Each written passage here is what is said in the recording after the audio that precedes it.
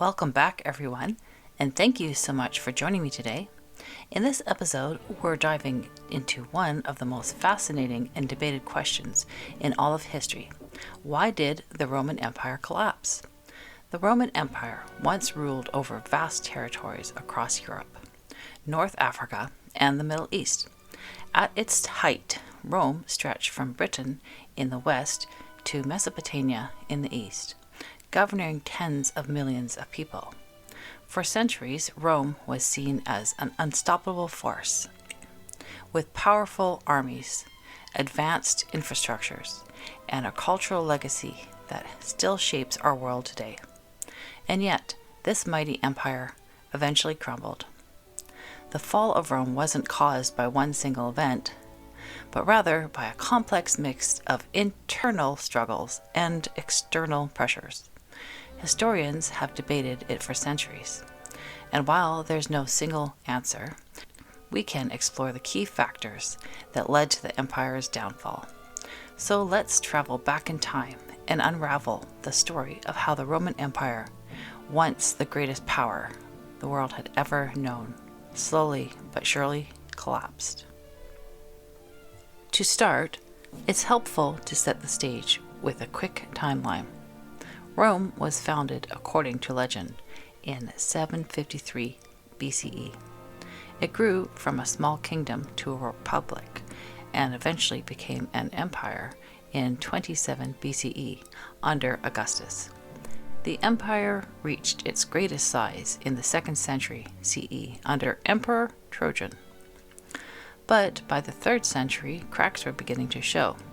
In 285 CE, the emperor Diocletian actually divided the empire into two halves, the Western Roman Empire and the Eastern Roman Empire, also called the Byzantine Empire.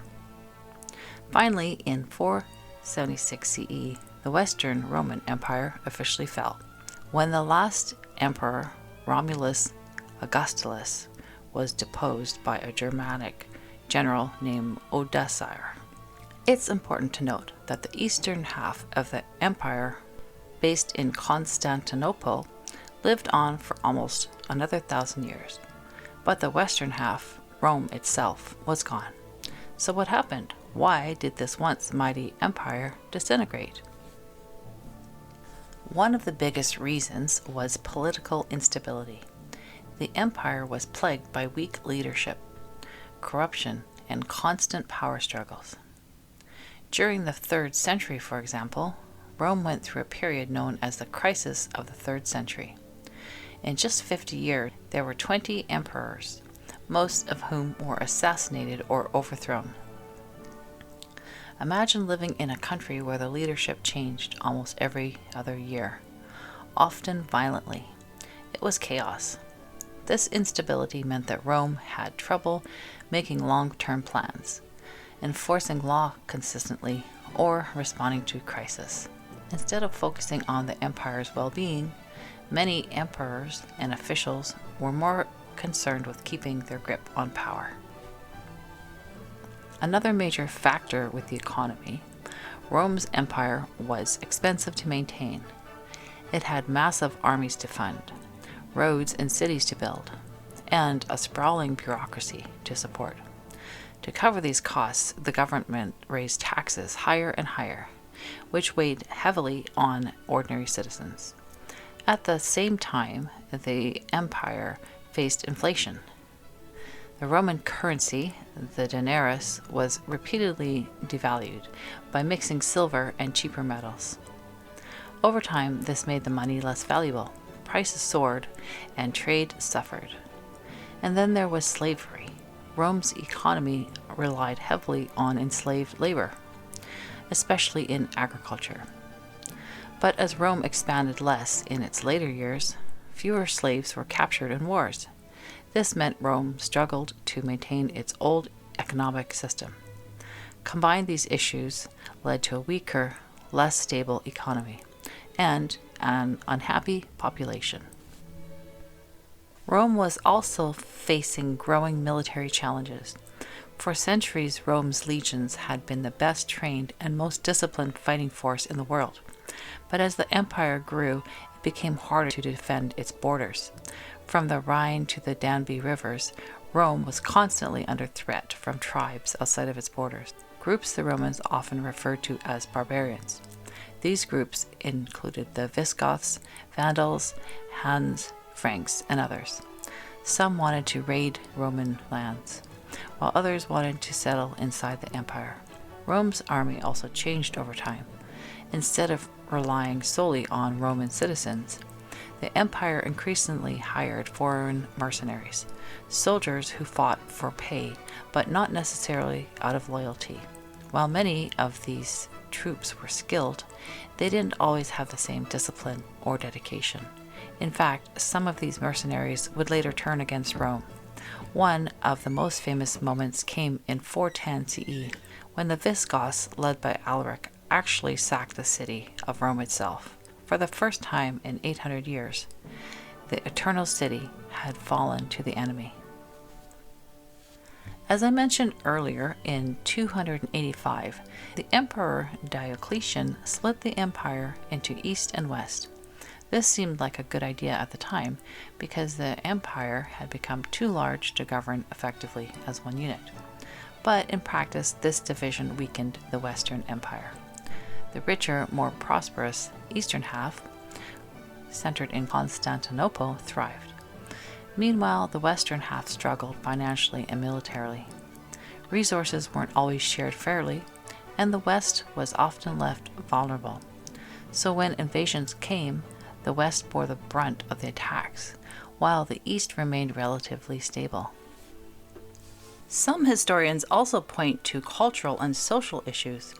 There's the famous theory put forward by historian Edward Gibbon in the 18th century, who argued that Rome fell because of moral decay.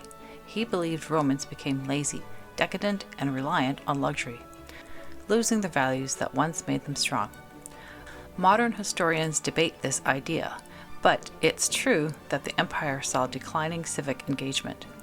Many citizens lost trust in the government and felt disconnected from Rome's fate. When people stop believing in the system, it becomes harder to hold a society together. Another debated factor is the rise of Christianity. In the 4th century, Emperor Constantine converted to Christianity and legalized the religion. By the end of the century, Christianity had become the empire's official faith.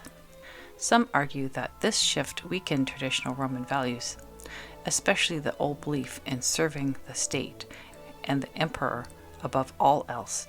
Instead, people's loyalties shifted more towards the church. Others point out that Christianity also helped unify people during a time of turmoil. So was Christianity a cause of Rome's fall? Probably not the main one, but it certainly played a role in reshaping the empire's identity during its decline. All of these problems, political chaos, economic troubles, military struggles, cultural change, built up over centuries. The final blow came in 476 CE when Germanic tribes, particularly the Ostrogoths, took control of Italy.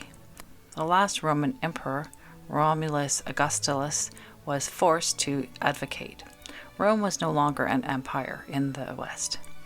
For the people living through it, the collapse wasn't necessarily sudden. Many didn't even realize they were witnessing the fall of Rome. Instead, power simply shifted into the hands of new rulers. But from the perspective of history, this was the end of ancient Rome. Even though the empire fell, Rome's legacy never disappeared. The Eastern Roman Empire, the Byzantine Empire, carried on until 1453. Roman laws, engineering, language, and culture influenced Europe and the world. Latin became the foundation of many modern languages. Roman architecture inspired countless buildings, and Roman ideas of government still echo in our democracy today. In many ways, Rome didn't completely fall. It transformed. The Roman Empire ended, but Roman civilization lived on. So why did the Roman Empire collapse? It wasn't one single reason, but rather a storm of problems: weak leadership, economic strain, military pressures, and social change. Together, these forces proved too much, and Rome's Western Empire finally gave way. But perhaps the most fascinating part of this, Rome's fall wasn't the end of history, but the beginning of a new era. Out of the ashes of Rome, medieval Europe was born, and the legacy of Rome continues to shape our world to this very day. Thank you so much for listening to today's podcast. I hope you enjoyed this deep dive into the rise and fall of the Roman Empire. If you did, be sure to subscribe so you don't miss future episodes when I explore more fascinating stories from history. Until next time, take care and keep exploring the past.